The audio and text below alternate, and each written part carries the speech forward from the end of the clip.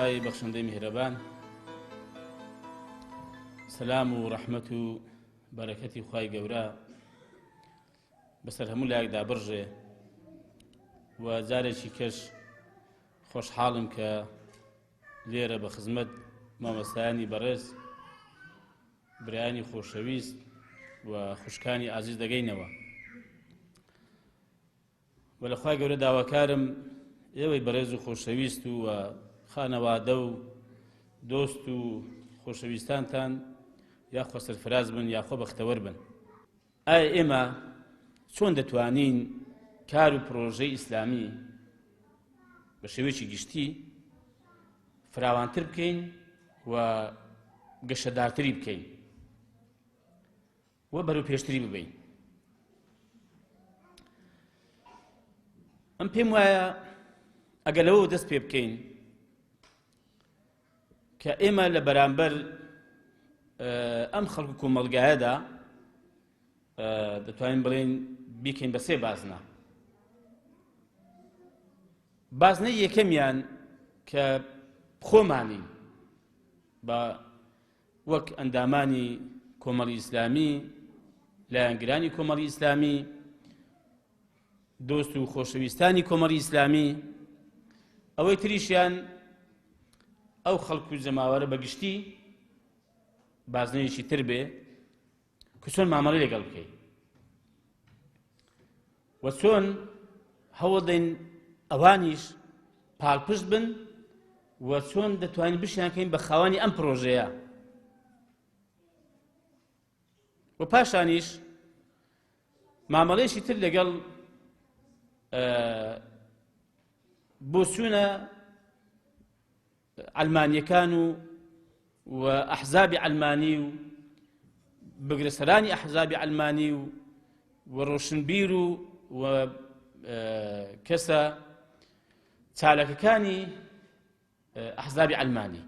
چۆن مامەڵەی لەگەڵ بکەین؟ ئێمە ئەوەی یەک بازنەی یەکەمیان ئێمە دەبێت یەکەم حەقیقەت ئەوەیە بیزانین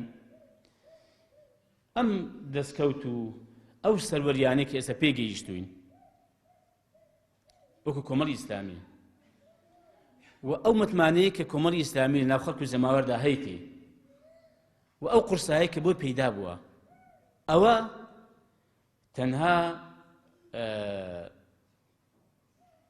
ئەو کەسانە نییە کە ئێستا لە کاردان و خزمەت دەکەین. ئەوە حەقیقەتێکی گەورەیە، بەڵکو ئەو دەستکەوت و ئەو سەروەریانەی کە ئێستا ئێمە سپاس بۆ خوا شانازی پێوە دەکەین، ئەوە مێژووی دەگەڕێتەوە بۆ ساڵانی هەشتاکان، دەگەڕێتەوە بۆ ئەوانش، ئەنی چاکە و فەزلەکەی دەگەڕێتەوە بۆ ئەوانش کە ئەو کاتێ بەردی بناغەی ئەو کاروانیان داناوە. یعنی ئەم کاروانە ئەوە لە هیچ خۆڕایی ئێستا نەگەیشتوە دەستی ئەو خەڵکە. خەڵکێکی ئاوا ئێستا هەیە مەسەڵەن نەماوە بەر ڕەحمەتی خوای چووە، هەیە شەهید بووە، هەیە ئێستا مەسەڵەن ڕەنگە بەسەر جێگە کەوت بێ، بەڵام ئەوانە بەردی بناغی ئەم کاروانە بوون، بەردێکی ساغیان داناوە لە بناغی ئەم کاروانە، بۆیە دامەزدا و قایمە و تەمەشا دەکەی ئەم لە ئەولا ناکە هەرچەند دیواری کێ لەسەر بکە و قورسایی زیاتی بکێتە سەرێ. جا ئێمە دەبێت ئەوە بزانین بەڕاستی ئەم کاروانە تەنها ئێمە نین کە ئاوا لەخوا بەزە بەرەو پێشمان بردووە و گەشەمان پێ کردووە، هەموو ئەوانن کە بەشداریان تێدا کردووە. ئەوەی کە شەهیدێکی داوە، ئەوەی کە دوو شەهیدی داوە بنە ماڵەمان هەیە سێ شەهیدی داوە بنە ماڵە هەیە، چۆن خاوەن نییە؟ چۆن ئەویش چاکە و فەزلی ئەم کاروانی پێ نابڕێ؟ کاتێک کە باسی فراوانکردنی ئەم پرۆژەی دەکەین، باسی گەشە پێکردنی زیاتری دەکەین، دەبێت لەمەوە دەست پێ بکەین ئەم خەڵکە بە خاوەن بزانی. ئەمانە بەو شێوەیە بە خاوەن دەزانرێن کە ئێمە ڕێزیان بگرین. کاتێک بە خاوەنی دەزانی کە تو گوێی لێ بگری، کاتێک بە خاوەنی دەزانی کە ڕاو بۆ چوونی بە هەندوەر بگری و فعلا لە ناخۆ بە خاوەنی بزانی. تەنها مزامەلەی قسەکردن بەجیس نەبێ، ئەو کاتەی تەماشا دەکەی هەموو ئەوانە ئەگەر یەکێک نیگەرانێکیشی هەبێ ئەگەر یەکێک گلێژیشی هەبێ ئەم پێما کاتێک ئێمە ئاوا مامەڵ لەگەڵ ئەم خوشک و برایانە دەکەین کە لەو قۆناغانەی ڕابردوودا ئاوا ینی لە قەزەکەی دابوون و خەباتیان کردووە و قوربانیان داوە دڵنیاتان دەکەمەوە دەبنە خاوەن وەک ئێمە ئاوا گەرم و گوڕ دەست بە کاروانەکەیەوە دەگرن وەکو باسم کرد باشترین چاکەش لەگەڵ ئەوانە ئەوەیە کە ئێمە ئەو ڕێگە ون نەکەین ئەم ڕێگە ڕاست و ڕوونە ڕوون نەکەین وە لێیلا نەدەین ئەو کاتەی ئەمەش هەنگاوێکی کێ بۆ دڵخۆشکردنی ئەوانەی کە لە ڕابردوودا خەباتیان کردووە و خزمەتیان کردووە دڵسۆزیان نواندووە بڵێن ئۆ خەیرە خوا بەزیاد بێ ئەوە ڕێگاکە هەر بەردەوامە و هەر ئاوەدانە و لەسەر ڕێ ڕاست و دروستەکە دەڕوە دوم بازنە ئەم خەڵک و جەماوەرە ئێمە دەبێ بەڕاستی بەرامبەر بەم خەڵک و جەماوەرە کراوەتر بین پرۆژەی ئیسلامی ئەم شەریعەت و بەرنامەیە تەنها بۆ تاقمێک و بۆ حیزبێک و بۆ تەوژمێک نەهاتووە بەڵێ ئێمە هەوڵ دەدەین کە ئێمە ئەم وەسیلەیە بین کە ئەم شەریعەت و بەرنامە بگەین بە خەڵک بەڵام شەریعەت و بەرنامەکە ئی هەموو لایەکە ئی هەر کەسێکی کە بە ئی خۆی بزانێ خوای گەورە بە پێغەمبەر دەفەرمێ سەڵڵا سەلەم خوارە سەرمێ ئەها کاتێک کە خیتاب بۆ خەڵکەکەیە بەڵام بە پێغەمبەر دەفەرمێ ینی بۆ خەڵکەکەیە کە ئەم پێغەمبەرە بەچی بۆ خەڵکە هاتووە دەفەرمێ وما أرسلناك إلا رحمة للعالمين وهذا أما بو خلقه ها إن راسم شريعة برنامج هكذا سيبيو بقول رحمته بركته ما يستر برزيو كرامته عزته بلام لهمان كادا أو كدي بو خد بيو بابندي ودس بيو قلتم ما سر بي برزو بي بختوري كاك بو أو خلقش كدو بيجيني هر بو خد نيا أي محمد وهر تنيا بو خد نيك بو خد پێی بەحەسەیەوە و پێی سەربەرز بی و پێی بەختەوەر بی نا وما أرسلناك إلا رحمة للعالمين بۆ هەموو خەڵکە کەواتە ئێمە چۆن وا بکەین ئەم پەیامە ئەم شەریعەتەکە خوا ناردوێتی بۆ هەموو خەڵک پێی بەختەوەر بێ چۆن پێی بگا دەبێ ئێمە بەڕاستی لەم ڕۆوە لە بەرامبەر خەڵکدا کراوە بین ئەم پرۆژەیە بە خەڵکیش بزانین ئەمەش لە تەنها بە قسە ڕوون نابێتەوە ئەوە دەبێت بەڕاستی بە هەڵوێست و بە کردەوە بە مامەڵە لەگەڵ خەڵک دەریخین کە کاکە ئێمە تەنها وەسیلەیەکین دەمانەیە ئەم پەیامە شەریعەتە بگا لە ئێوە خاوەنتر نین و ڕەنگە ئێمە لە ئێوەش دڵسۆزتر نەبین بۆ ئەم شەریعەت و بەرنامەیە و مەرجنی ئێمە لە ئێوە لە خوا نزیکتر بین و هیچ تایبەتمەندێکیش نییە کاکە ئەم قورئانە و ئەم فەرموودەی پێغەمبەری خوا صلی الله علیه و سلم سەر بێ حەسر لەسەر ئێمە هی ئێمەیە وڵای کاکە هەر کەسێکە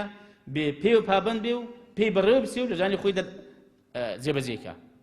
و ئەو کەسە زیاتر لە خوا نزیکە و ئەو کەسە زیاتر دڵسۆزی ئەم شەریعەت و بەرنامەیە و ئەو کەسە زیاتر لەسەر ڕێی پێغەمبەریە صلی الله علیه و سلم بێ بەناو نییە واتە هەر کەسێک ئەگەر ناوی ئیسلامی لە خۆ ناوە ئەمە حیزبێکی ئیسلامی ئەمە حەرەکەتێکی ئیسلامی ئەمە جەماعەتێکی ئیسلامیە هەر بەوەندە پێمان وابێ بەڕێی خۆمان لە ئاوێدەرێ ناوە ئێمە بەفری بێ پەڵەینەوە تەبان ئێمە پیاوی زۆر چاک و ساڵحین و تاکە کەسی کە لەسەر ڕێی پێغەمبەری بین وانییە بەوەی نابێت تاکە کەس لەسەر ڕێی پێغەمبەری و بەوەش نابی بە شوێن کەوتی پێغەمبەری صلی الله علیه و سلم سەر بێ ئەگەر هەڵوێست و کردەوەکانمان هەنگاوەکانمان فعلا لەسەر ڕێی پێغەمبەری نەبێ صلی الله علیه و سلم سەر بێ بۆیە ئێمە دەبێ بەڕاستی لەم ڕۆوە زیاتر بەڕووی خەڵکدا کراوە بین و زیاتر ڕوومان لە خەڵک بێ و هەوڵ دەین بەکردەوەمان بە هەڵوێستمان زیاتر خەڵک بەختەوەرکەین و دڵخۆشیان کەین و ئەوانش بە خەوانەی پرۆژەیە بزانین وەڵای کاکە ئەوە هەر نەک ببەخسە دەبێ یەک لە بارە خۆمە هەر کامێکمان دەبێ زۆر دڵخۆش بین بەوەی کە کەسێک ئەمڕۆکە نەیاری ئەم شەریعەت و بەرنامەیە تەبان زۆر دڵخۆش بین و ئاواتە خواز بین و دوعای خەیر بکەین کە خوا هیدایەتی بداتە من لە ئێمە چاکتر پابند بێ بەم شەریعەتەوە و دەستی پێوە بگری باوەشی پێدا بکە زۆر دڵخۆش بین دەبێ پێی و دەبێت زۆر ینی ئومێد بخوازین ئاواتمان ئەوە بێ نەک جاری وایە بە هەڵا ئێمە بە مامەڵەی هەڵا بە هەڵوێستێکی ناڕێک نادروست دەبینە مایەوە کە خەڵکێک زیاتر دوورکەوێتەوە خەڵکێک زیاتر خوا نەخواستە ئەم شەریعەت و بەرنامەی لەبەر چاو بکەوێ و بەڵێ کاکە ئەگەر نوێنەرەکانی ئەم شەریعەت و بەرنامەی ئاوا بێ بەخوا ئەم شەریعەت و بەرنامە زۆر دواکەوتووە هیچی پێی نییە بۆ خەڵک و کۆمەلگایە بۆ ینی لە ڕووی مامەڵەوە لە ڕووی هەسوکەوتەوە لە ڕووی دڵسۆزی و خەمخۆری بۆ ئەم خەڵک میلەتە خەڵکیش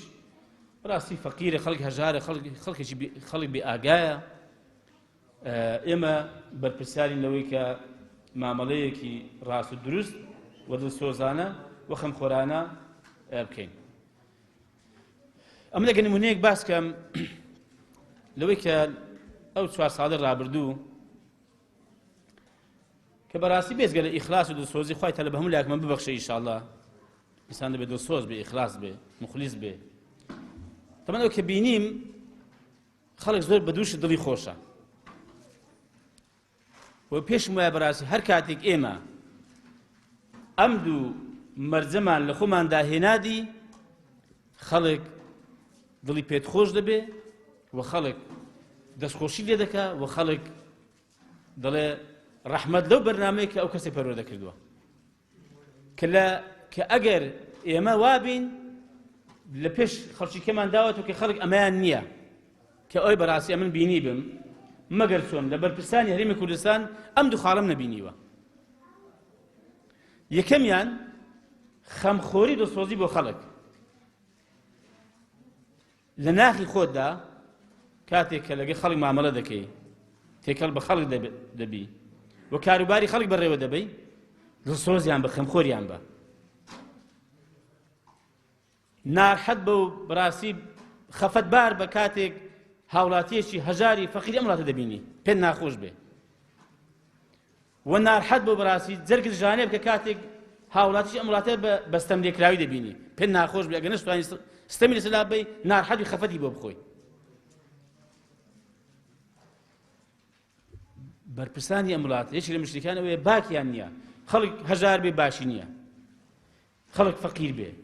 خەڵک دەربەدەر بێ خەڵک نان نەبێ بخوات ستەمی لێکرا بێ بەناحەق بگیرێ بە چەند ساڵ ستەمی لێ بکرێ و زیندانی بکرێ باکی نییە ینی خەمی نییە یەکاکە بەرپرسێکی هاتوو ئاوا کاروباری خەڵک بەڕێوە دەبەی وڵات بەم شێوە بەڕێوە دەبێ بەڕێوە دەچێ ینی بەرپرس ئاوا مامەڵەگەی خەڵک بکە دووەم مەرجی دووەم بێفەرقی لەگە خەڵک بێفەرق بن لەگە خەڵکی قەت ئەو لێک مەدەنەوە کە ئەوە ئەندامی کۆمەڵی ئیسلامی و ئەو ئەندام نییە کاتێک کە بەرپرسیار بی کاتێک بەرپرسی خەڵک بی کاتێک بابەتێک دێتە پێشەوە کە پەیوەندی بە خەڵکەوە هەیە بێفەرق بن ئەگەر بۆتان کرا خەڵکی غەیرە کۆمەڵی ئیسلامی و پێش خەی باشتریشە بۆی کە چاکتر دڵنیاکەوە کە ئەتوو جیاوازی ناکرێت نێوان ئەندامێکی کۆمەڵی ئیسلامی و ئەندامێکی پارتی یان یەکێتی یا گۆڕان یا حزبی شوعی و حتا یان مەسەلەن کابرایەکی موسڵمان و مەسیحی و یەزیدیەکیش ئینسانی بەرپرس لە ڕایکردنی کاروباری خەڵک نابێت ئەم جیاوازیانە بکە دەبێت بێفەرق دادگەرانە بەڕێکوپێکی بە یەک چاو تەماشایان بکە دەمێت سەرەوەی کە چێ حەقە و چێ ناحەقە ئەو کاتەی کە ئەگەر ئەندامێکی دڵسۆزی خۆت ناحەق بوو بەکاکرد ناحەقی ڕاوستە کەسێک کە لەوانەیە لە فکردا لە مامەڵەدا نەیاریشت بێ کاتێک کە حەقی بەکاکە ڕاستەکەیت و حەقتە کاری ئیسلامی پرۆژەی ئیسلامی ئاوا پێش دەکەوێت حەز دەکەم بیزانم بەخوا ئەگە بتەوێت خزمەتی خەڵک بکەی و ئەم پرۆژەی فراوان بێ و گەورە بێ و بتانێت خەڵکی زیاتر باوەش پێدا بکە و پشتیوانی پشتگیری زیادی بۆ پەیداکەی ئاوا خزمەت بکە دڵسۆز و خەمخۆری خەڵک بە و جیاوازی و فەرق لە نێوان خەڵک مەکە لە کاتی ڕایکردن و کاروبار لە کاتی بینی پەیوەندی شەخسیەکاندا و پەیوەندی کۆمەڵایەتیدا ئەوە ئەتوو ئازادی چێت خۆش دەوێ و زیاتر لە چێ نزیکی و سەردان و مامەڵە لەگەڵ چێ و ئازادی بەڵام لە کاتی ڕایکردن و سەرپەرشتیکردنی کاروباری خەڵک دەبێت بەرپرس ڕاستی بێفەرق بێ جیاواز